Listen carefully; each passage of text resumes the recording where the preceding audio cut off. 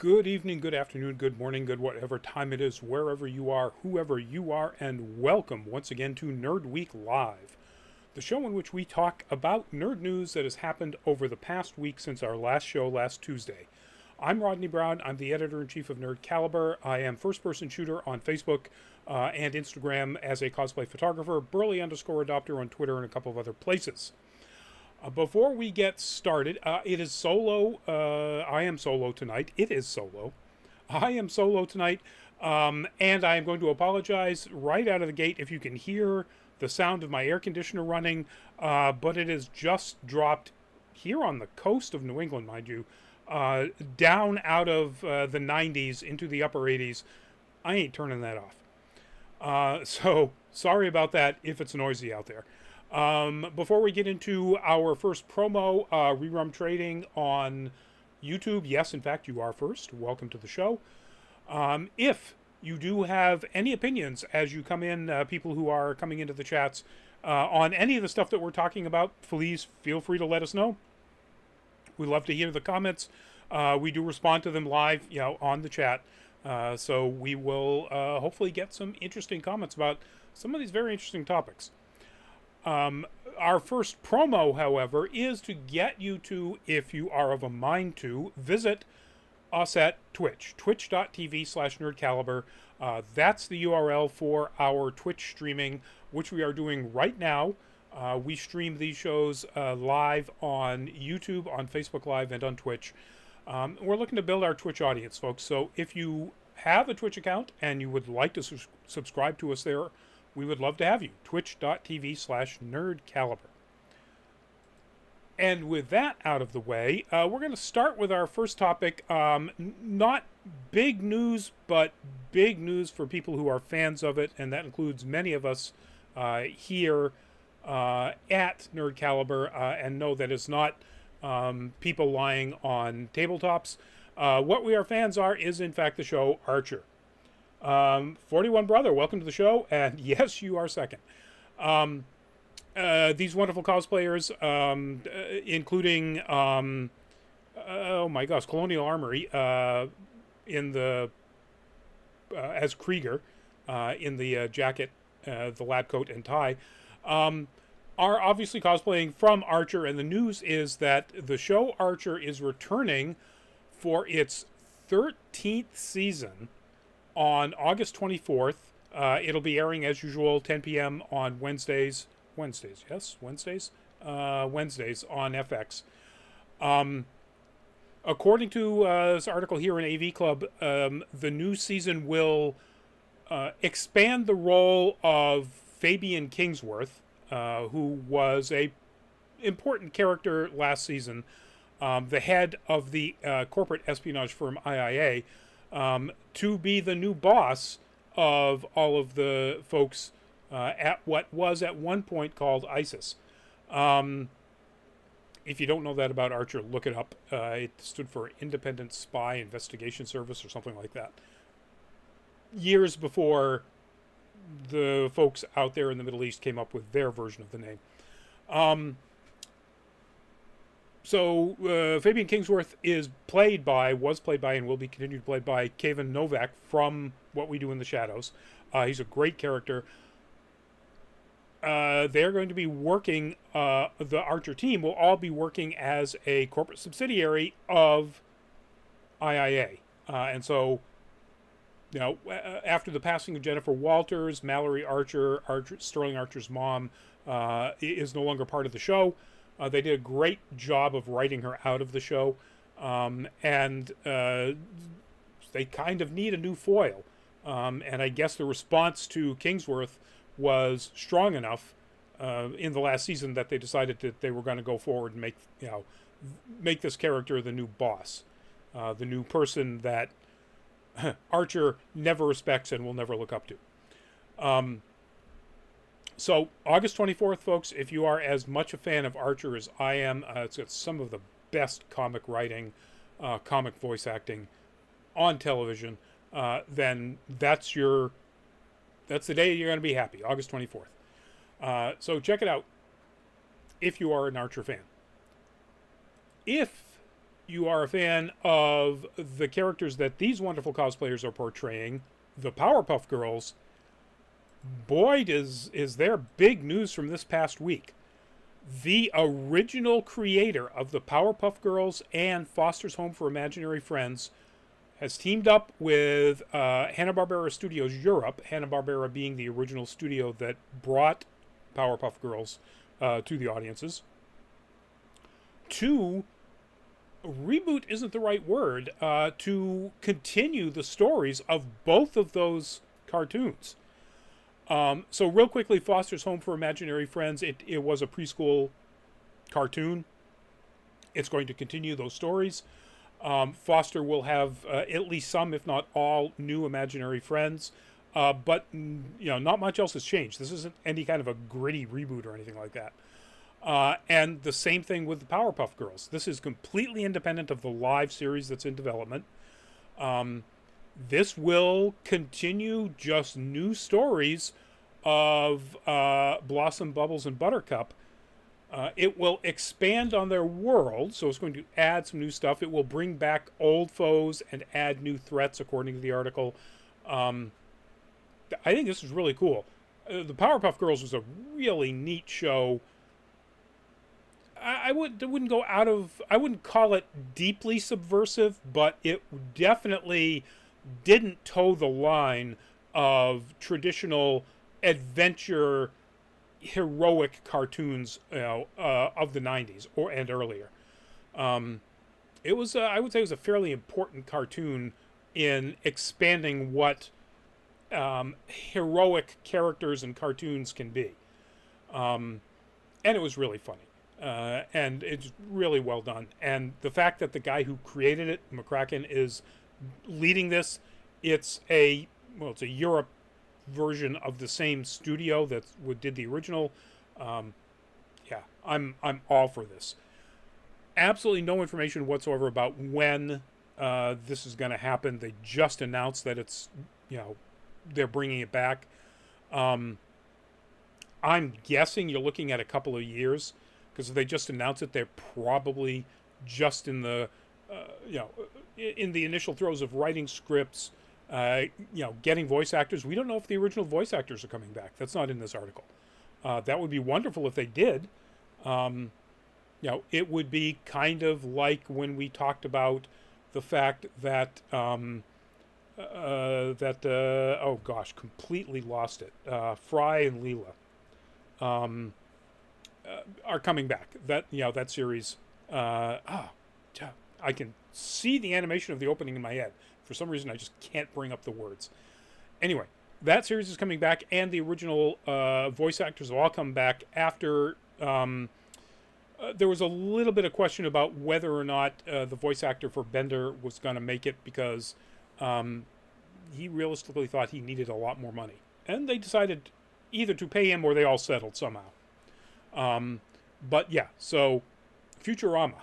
God, why couldn't I think of Futurama? Anyway, Futurama brought back all the voice actors, so let's hope that the new stories of Powerpuff Girls will bring back the originals. It would be nice, assuming they're available.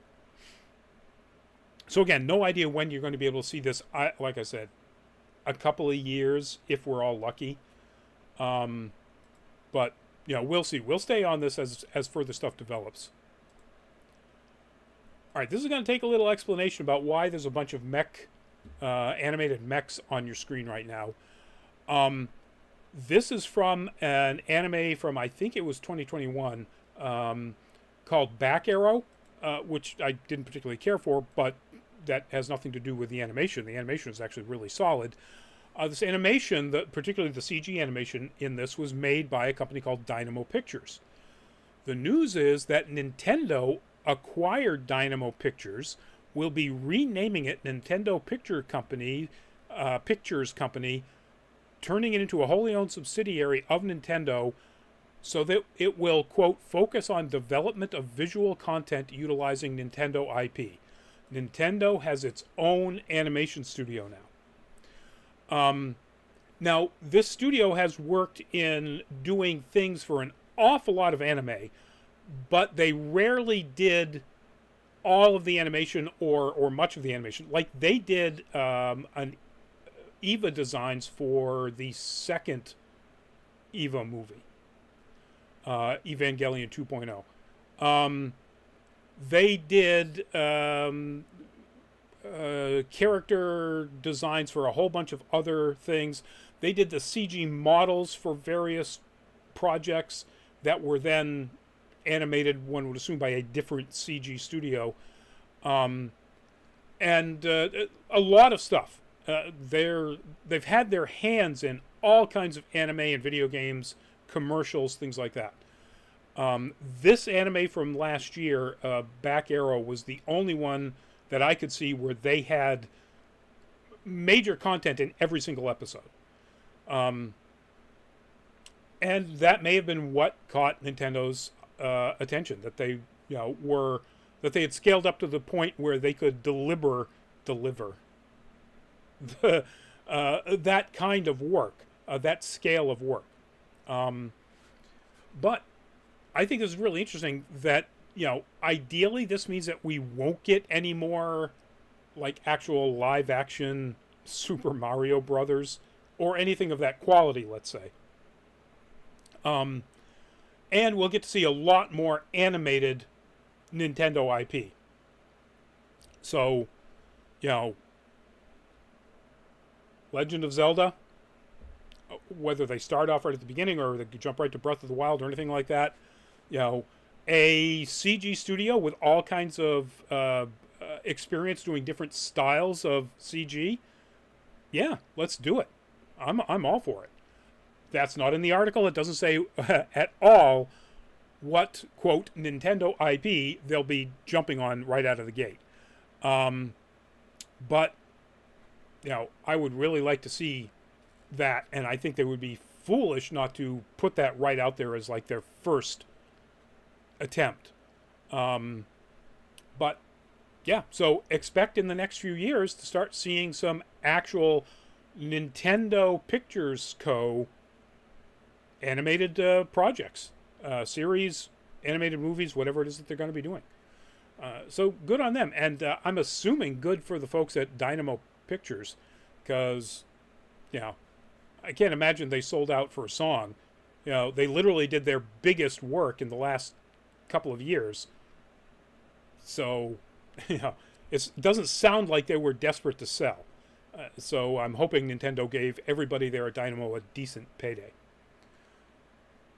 Speaking of live action, however, which we did when talking about the unfortunate Super Mario Brothers, everything Disney has ever made is being made into a live action. We've talked about that before. Almost everything. Every animated thing they've ever made. Lilo and Stitch is no exception. And the news is that the Lilo and Stitch live action movie has tapped a director, Dean Fleischer Camp, will be directing the upcoming live action Lilo and Stitch for Disney. I know nothing about this person, or apparently the way they're putting it in Deadline, and this is the Deadline exclusive, so again, no confirmation from the studio. They put it, quote, following the critical success of his movie Marcel the Shell with Shoes On, Dean Fleischer Camp has found his next project. I have no idea what that is. Obviously it's not in my particular area of interest. Marcel the Shell with Shoes On is an A24 animated pick. And this will be his first live action film at a major studio. Assuming Deadline is correct with this. So I think Disney might get into a Sonic the Hedgehog problem with Stitch. How they actually animate Stitch is going to be really important, because Stitch has to be CG, obviously. They're not going to use a puppet. God, I hope they don't use a puppet. Stitch is an alien and can do things with its body that cannot be done by any living creature. So they have to animate it. If they animate it like the first animations of Sonic, that's a problem. If they animate it like what we finally got with Sonic in both Sonic and Sonic 2, that could work. And so it's all going to come down to, the design and the actual animation of Stitch. I'm sure they can cast some absolutely wonderful and, ethnically appropriate people for the movie. I'm sure they will. But it's, what's Stitch going to look like and move like? That's going to be the key. If they try to go too realistic, because Stitch isn't a real thing, it's not based on a real thing. Stitch is an alien. They can't try to make this like, The Lion King or any of the other, super realistic things they've done recently. But, we don't know. I don't know when this is going to come out. I don't know if it's been on any kind of Disney timeline announcement. It's not in this article, and I didn't think to look it up, so apologies for that, folks. But we are looking at something, I'm guessing, within the next couple of years, because they've now named a director. I'm sure they've got somebody working on a script. So, we'll see where this goes and see, who they name for actors and so on as things continue down the road. We will keep you up to date, as they say. All right. This is the title, but it is not going to be the final subject. One of the last two subjects just literally dropped, in my lap anyway, in the last hour. And the big final subject doesn't really lend itself to thumbnails for YouTube. Or Facebook and so on. So we are now talking about The Lord of the Rings, The Rings of Power, its first full trailer. Not just the teasers, not just dropping images of orcs or anything like that. If you haven't seen it, it's a really exciting watch. And I am not the only one in our Nerd Caliber team that watched it and went, okay, I'm a little less worried right now. Or I should say I'm a little more hyped.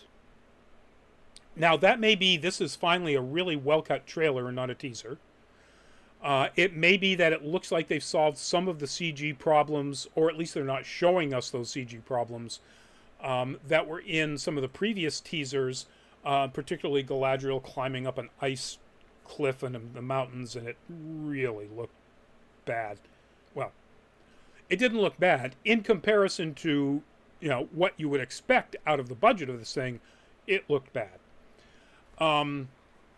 So maybe that's the only reason why, and they're showing us things that we didn't see. It's a darker take, but also we get to see more of the Harfoots. The precursor to the Hobbits. I mean, technically they're Hobbits. They don't have that designation at that point. And they are very fun, and it's really fun to see, but also very, there's a great deal of tension, because that fun isn't going to last. And, I think it opens, or very early in the trailer, there is, a large meteor zooming across the sky. And at near the very end, it crashes, after they're showing the Harfoots just sort of having fun going through the forest. So yeah, that isn't going to work out well for them. But they show an awful lot of other really exciting things that work. So I like it. I think it's finally gotten me more hyped than anything since we actually started seeing footage from this. When we started seeing images, I was still like, yeah, I like that. And of course, when we started seeing, black Harfoots and black elves, and it's like, once the controversy about that started, I was all on board for this show. It's like, yes, please piss off as many of the people who think that's a bad thing as possible. Then they started showing some of the actual video, and I kind of went, I'm not entirely sold on this now. And this trailer has got me more sold. And again, this could very well be all to the credit of a really good trailer production studio. I don't know. But I like some of the looks. I like some of the takes of the dialogue better than I did with some of the previous stuff that we've been seeing or we've been shown. So I'm excited.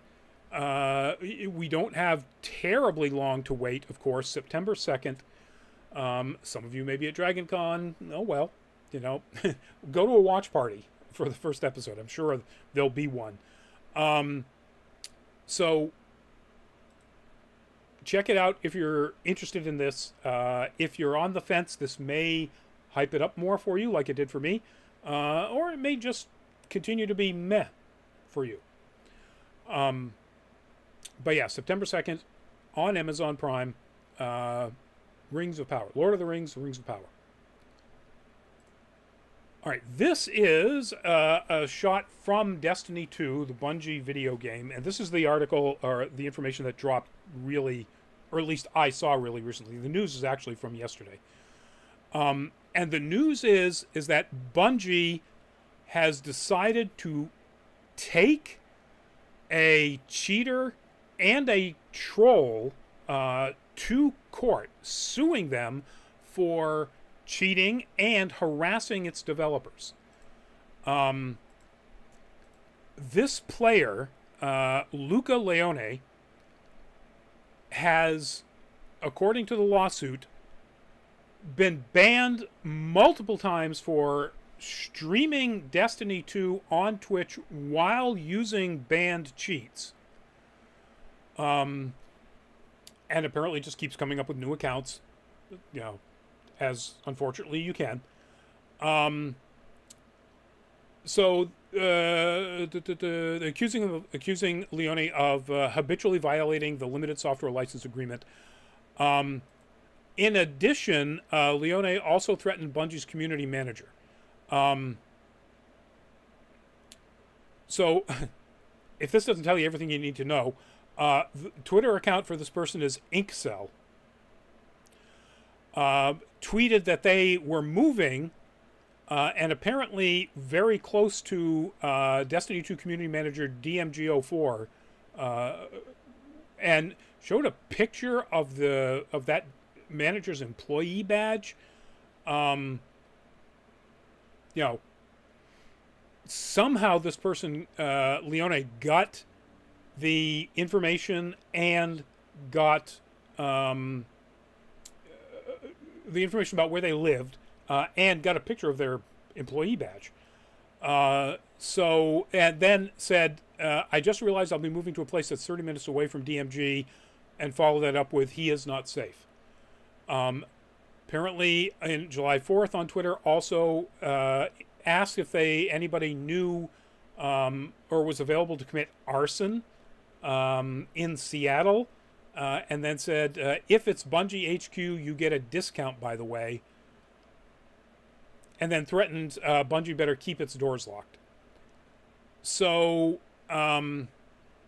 yeah, this person is, for some reason, not under arrest for criminal threatening, which that seems like would be the case, but is certainly being sued. It sounds like they've got a pretty cut and dried case, because you know what? If you're gonna threaten people, you probably shouldn't do it on the internet. Even if you think you know how to hide all of the information, you don't.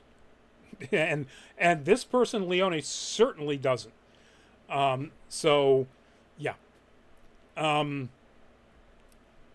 applaud Bungie 100% and more for doing this. I want every studio to do this.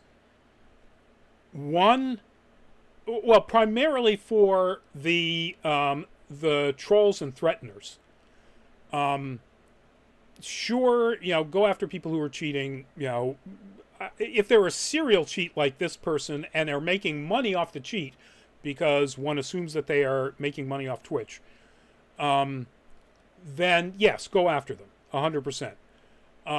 If they are running a mod, that allows them to, I don't know, increase the ammo count on their guns or something. Well, I don't know. Destiny 2 is a looter shooter, and I believe there is player versus player play, in which case that is a cheat that shouldn't be allowed. But if they are threatening other members of the community or particularly Bungie employees, then yes, take them to court. Everybody, every studio, every publisher, please start suing trolls and community threateners. 41 Brother, sounds like a real charmer. Yeah. And, I mean, I don't know anything about this person, but how stupid can you be? I mean, you can think you're creating all of the fake new, Twitch, Twitter accounts and so on. Luminous, hello all. It's hot. Yes, it is hot. As I said at the beginning of the show, I do not apologize for, if you can hear it, my AC, which is right there. So yeah, I don't think this person is particularly as smart as they think they are. I mean, they're smart enough to know how to, skirt the bans by creating new accounts, and one assumes using a VPN so they have different IP addresses and whatever. They're also not smart enough to know that that doesn't matter and you're going to get caught. So, please, every studio, follow Bungie's, guidelines here. Follow their path.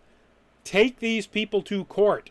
Make them pay for what they're doing to the gaming community. And if they think they are the predominant members of the gaming community, they're not. And they need to be shown that.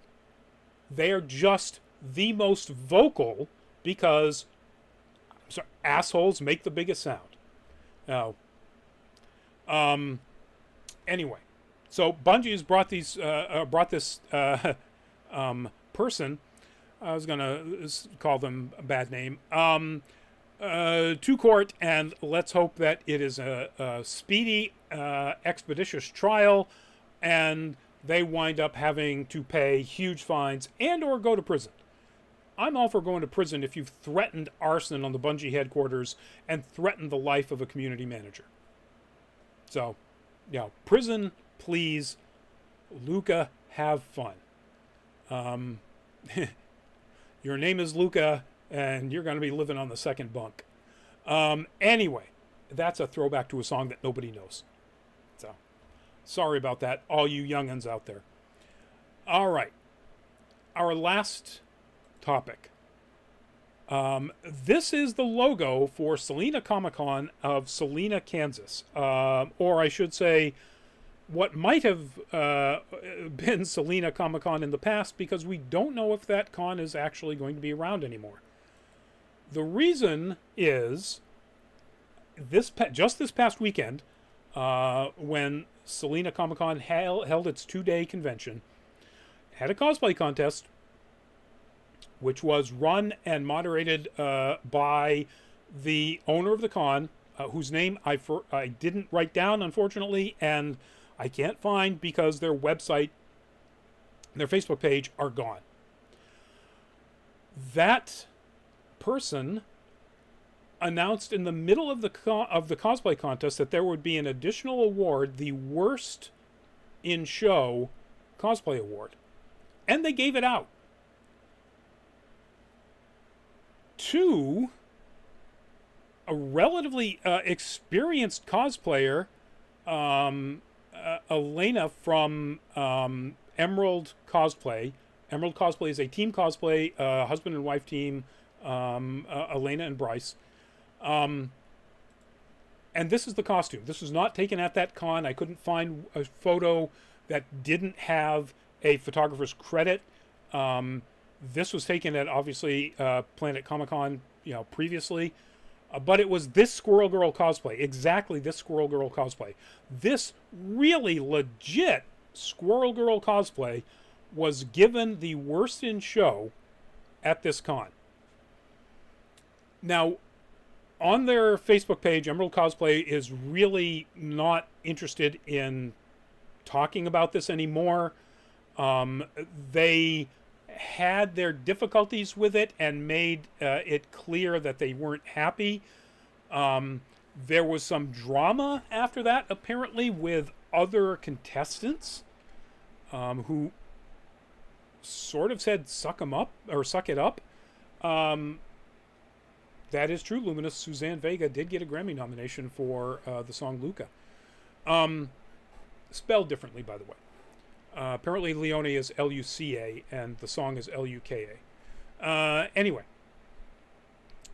So we're not going to focus on that, other than I wanted to show you that picture to show what the completely non-understandable decision by the judges and the person running the Selena Comic Con and the cosplay contest made in giving that Worst in Show award. So, yeah, I mean, Luminous, that's a Worst in Show award. That's hard to believe. The fact that a Worst in Show award exists is the real problem here. You know, I've been taking photos of cosplay contestants and helping Pat Covey in particular run cosplay contests since 10 years now.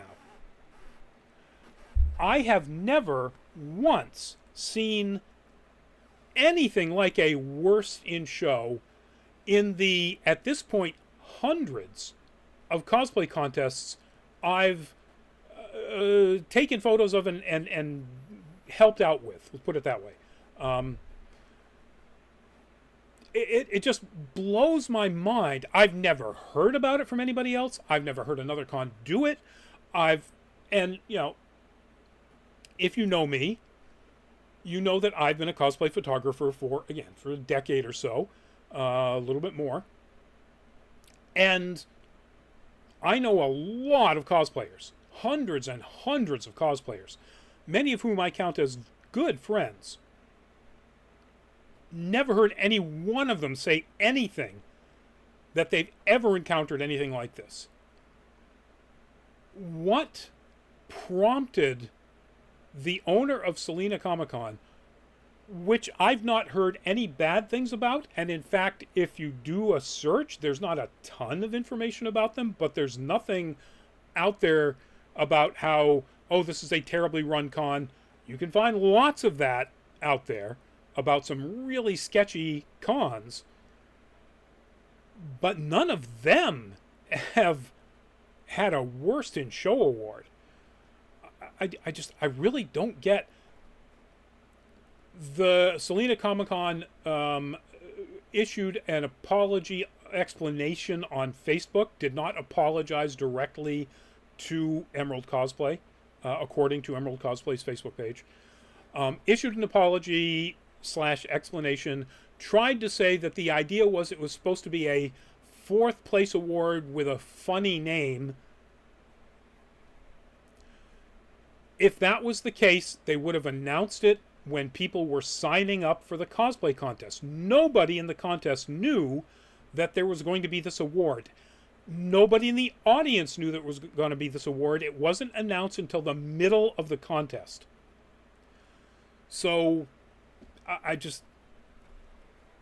it absolutely blows my mind. Anybody out there who's thinking about doing any kind of contest, here's a lesson for what absolutely not to do. The Selena Comic Con has been raked over the coals on social media, as it should be, to the point where, as I said, they brought down their Facebook page. It just doesn't exist anymore. So I'm, if they don't come back, I guess it would be a shame for the fans of the con, for people who had fun attending the con. But if it does come back, I don't think this guy can be involved in it. he needs to, if he wants this con to come back, he needs to step out of it completely somehow. Like the owner of Colossal Con did. I'm not going to go into that, folks. Look it up. Some really bad direct messages from the owner and showrunner of Colossal Con, back and forth between two of his close friends who are also very important.